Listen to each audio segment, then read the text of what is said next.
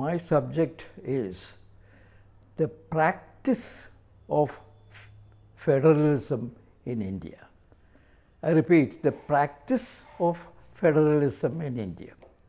Therefore, the way I put it, I am not too much concerned about the theory of federalism. I am concerned about the practice of federalism as it has been seen ever since we inaugurated the working of the Republic, that is in 1950. Now, before I speak about the practice, let me deal with the theory of federalism and put it away in a couple of minutes. The essence of federalism in India is something like this. We have the center, I would call it from now, we have the central government, the center and the states. And as clearly expounded by Dr. Ambedkar and others during the drafting of the Indian Constitution and the debates in the Constituent Assembly, the Union has a set of powers, the states have a set of powers, and there is a concurrent list where they share the powers on certain subjects. But the key point is that in the areas that they function in, including the concurrent list, they are co-equal and have sovereignty in their own fields. Therefore, these two, the center and the states equally, are sovereign entities. The states are not the servant of the center, nor some kind of administrative units of the center, nor extensions of the center. They are sovereign entities. And therefore, all these very fine principles of federalism were all expounded, and somewhere in 1948, I think it was November 1948, Dr. Ambedkar presented the final draft of the Indian Constitution to the Constituent Assembly, which was also doubling as a parliament because they had to pass this Constitution. He said something like this in a kind of self-congratulatory tone, that we have a good Constitution, and if ever things turn bad, it is not because we have a bad Constitution, but because men were vile, V-I-L-E. That was a pretty strong word to use, but the essence of it is that after all, a Constitution is worked by men and women, and unless they have the sagacity and the wisdom to work it in the way the Constitution framers wanted it to be, we would not have a good Constitution in effect. Now, having done this, the theory in these very few words, let me make the point that for the subject which we are dealing with, that is federalism, or for that matter, any aspect, any article of the Indian Constitution, the test of it is how it has been worked by the people entrusted to work it. And therefore, we have the record of working the Indian Constitution for the past 75 years or more. Let us try to examine what it conveys, and I am intending to just reflect what is there and not really go into any opinion, because I would first like to see you look at it as it has been working and then draw conclusions arising from that, not really opinions, but conclusions, that inferences that can be arrived from the working, from how the Constitution has been working.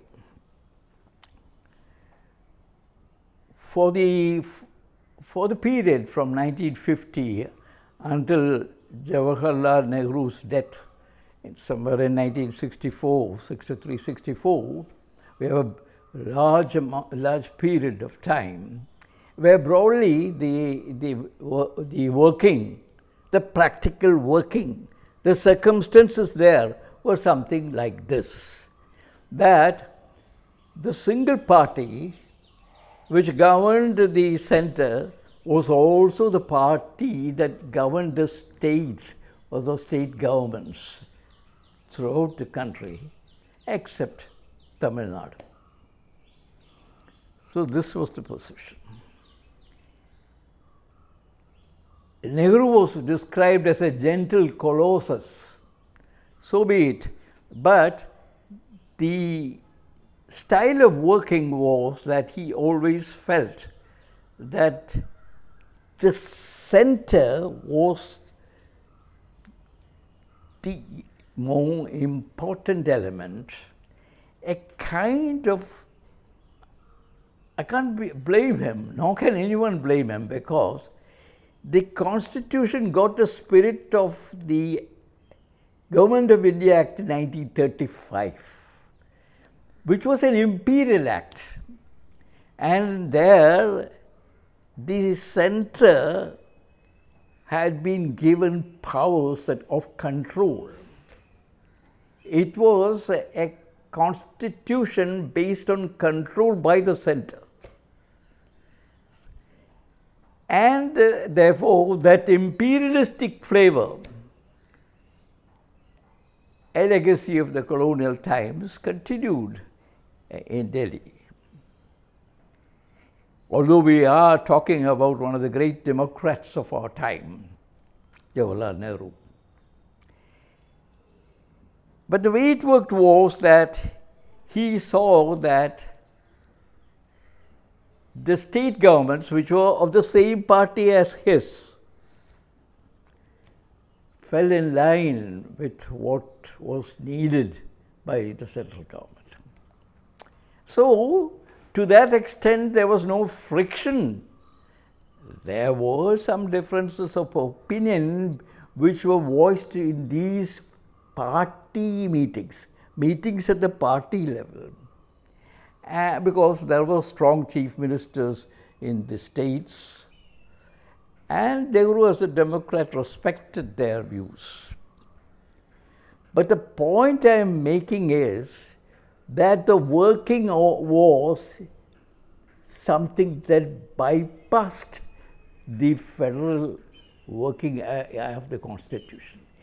It practically bypassed the natural evolution of the center-state relationship, which would normally have been there if it was not a single party. Therefore, this machinery of consultation within the party and settling the matters between the center and the states within the party bypassed the expected federal system of working. To that extent, the provisions of the Constitution relating to the center and the states and their working, they underwent a process of atrophy, which in simple words means that if you don't work something, it dies, the muscles die and they don't work anymore. This happened. In other words, for this long period of time, for about 14 years, the natural evolution of the center-states relationship never happened within the constitutional provisions. It was sidestepped. This was the provision.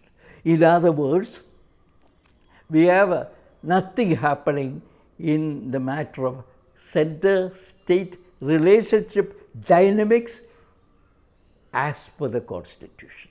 It was all sidestepped by the party processes. This was in a nutshell what happened in the practice. During Indira Gandhi's time, it was just an autocrat's rule. No institutions were spared, and therefore to talk of the federal working, the working of the Constitution in the federal aspect, the balance between the center and the states, and the respect for this co-equal space, the respect for the sovereignty of the states in their spheres, all this would mean nothing, because all the machinery of the Constitution was under tremendous disruption. It was all these institutions suffered what the Americans would call collateral damage. That is the kind of cynical phrase that was used by the Americans after carpet bombing the whole of Vietnam. Some collateral damage, they said. That was human lives lost, Vietnamese lives lost.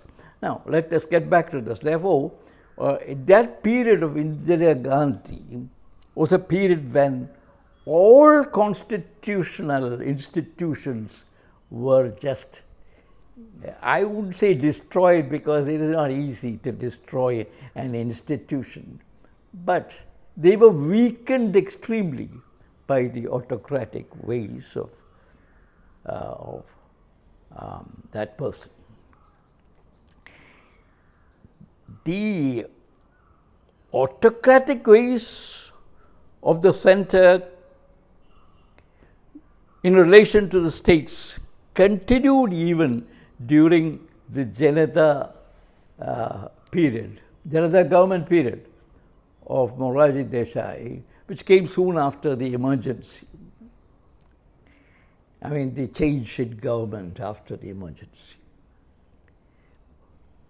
That government dismissed half a dozen state governments on the plea that they did not represent the will of the people. It was a tremendously unconstitutional act, and certainly an attack on the federal principle. After that, there was some sober relationship, but I am concerned about the fact that this attitude of an autocratic of center towards the states, that continued. And when you look back at some of the other governments at the center, you find, well, there is a little calming down of the relationship, a little calming down, a little sober, but still the upper hand was always with the union government. The provisions of the Constitution are also in a manner where the states are dependent on the center for their wherewithal for development. I mean, the finances of the states. The little space that has been given for finance for the states is not sufficient to further their economic development and their plans. So there is a lopsidedness in the constitutional provisions which make them dependent on the center for their fiscal needs. as you look back, there was one development which slightly tilted the scales in favor of the states, and that was the 1956 States Reorganization Commission, which divided India's administration on the basis and the formation of states on the basis of language. Therefore, when linguistic basis, when states based on language identity came, perhaps for the first time after 1950, the inauguration of the Republic, the states got a separate identity, an admission of their culture and their language, a space that marked them out. This was how it was, and that is only a small perspective, a small development that took place in the larger history of union-state relationship. But it did bring about a certain admission of an identity for the states based on language and their culture.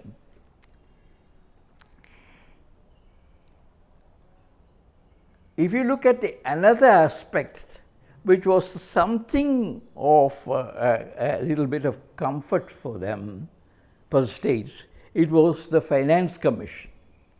It was a constitutional provision, it continues to be a constitutional provision, whereby the states can have some kind of dialogue with the Finance Commission in respect of their needs and their revenue needs. And therefore, to that extent, it was a concession to the fact that the center and the states have to work in a harmonious way for the development of the country.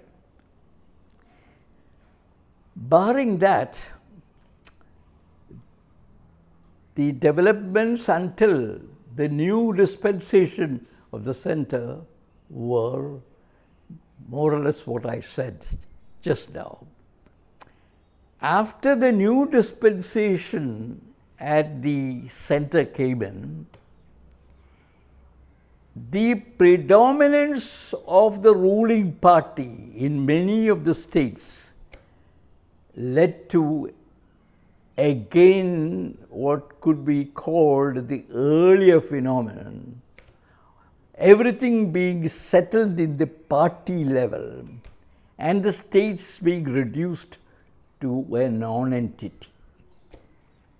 This is a more virulent form of wiping out or reducing significantly the status of the states.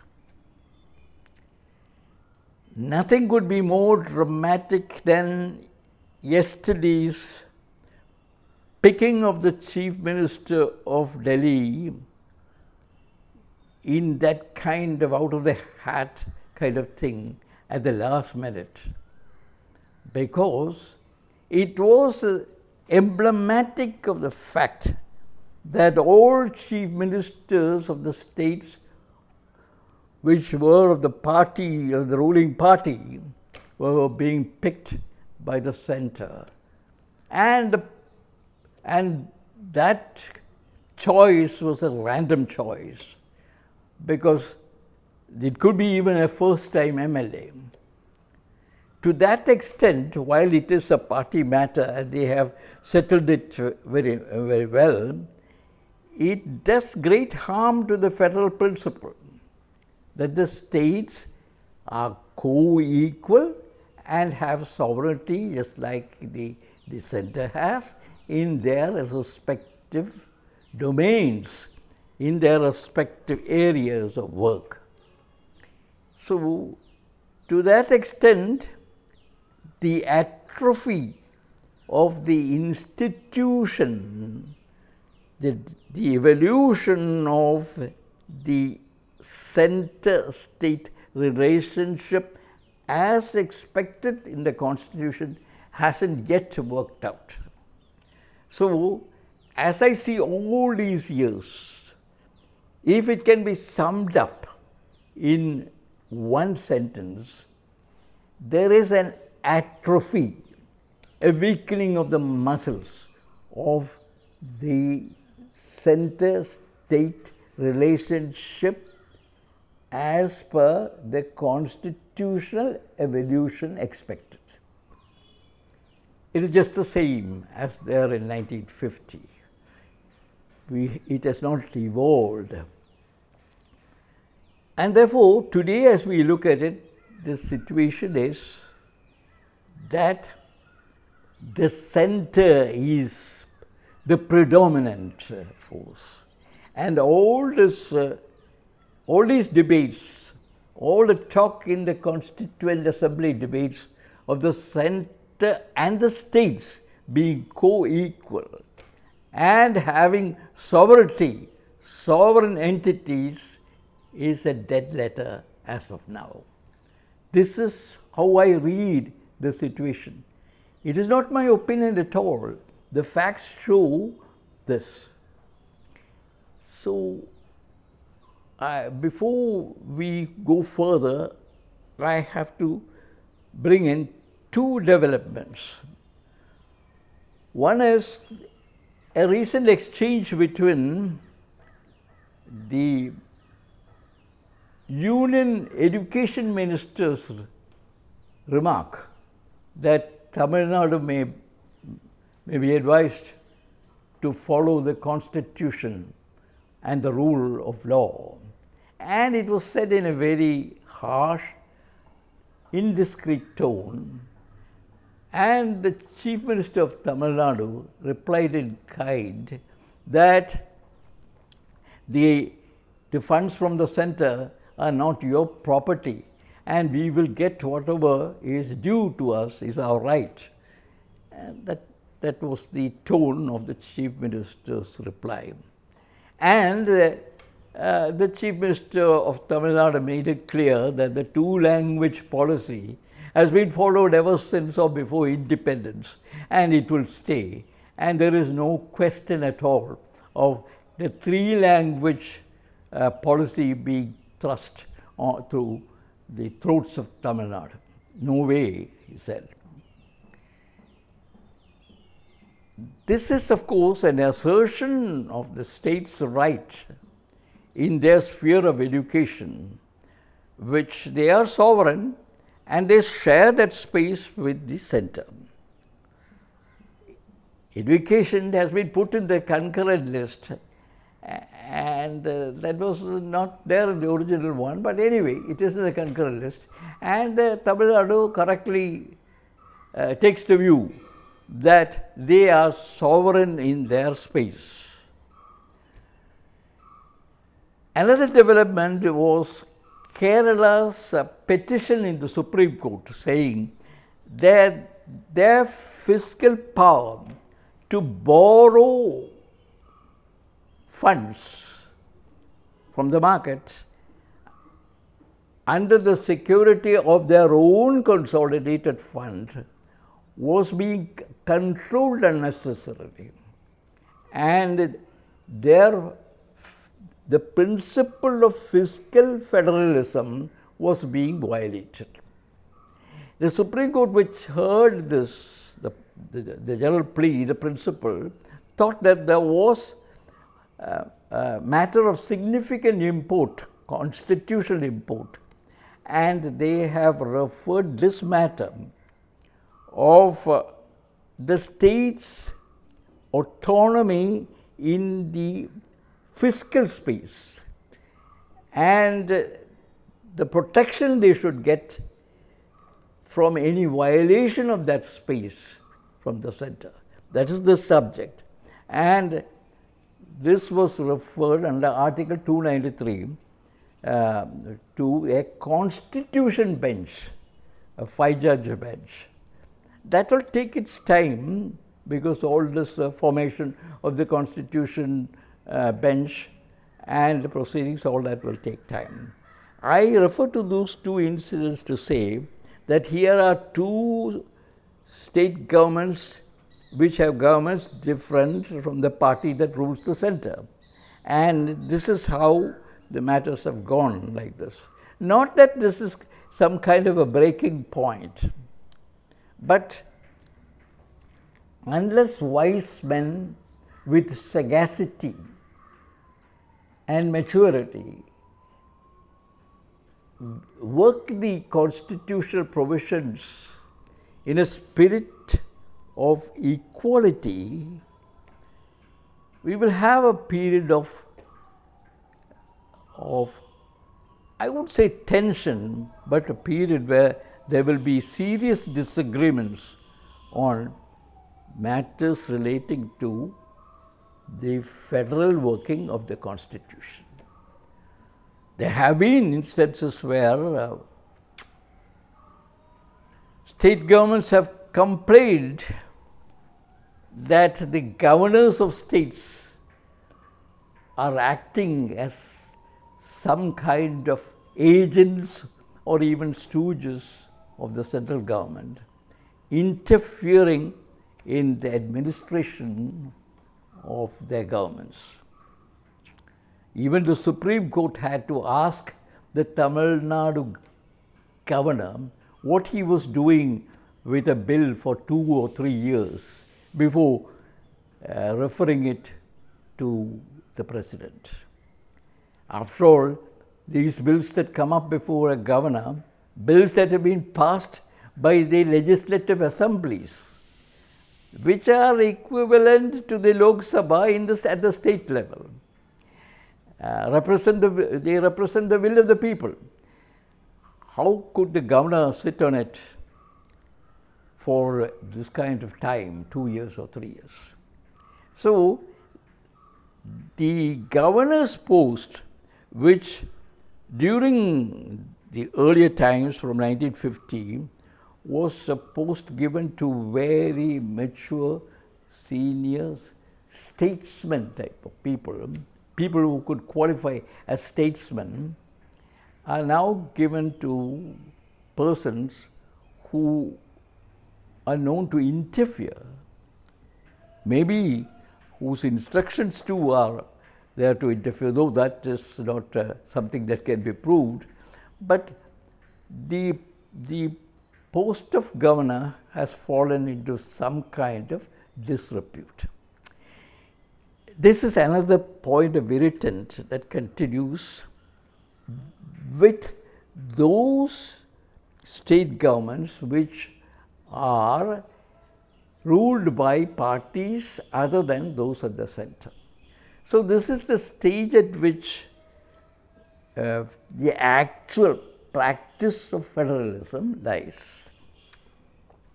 No conclusions can be drawn because these are not of permanent nature.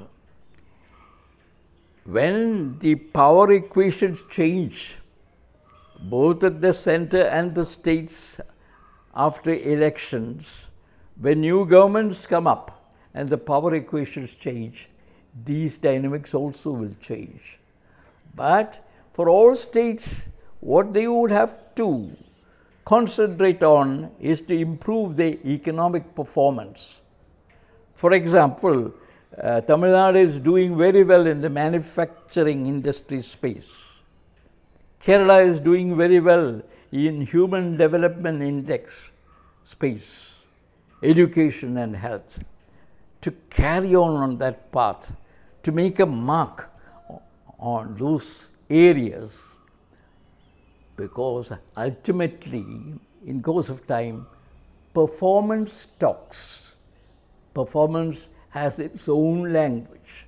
And as I see it, these things will change according to not only the dynamics of power, which will shift, election after election, but also as the states go on to a development path, those states which are doing very well, and those really who are shining examples of very good performance, they should continue, I think. Till then, this will be how it will work out.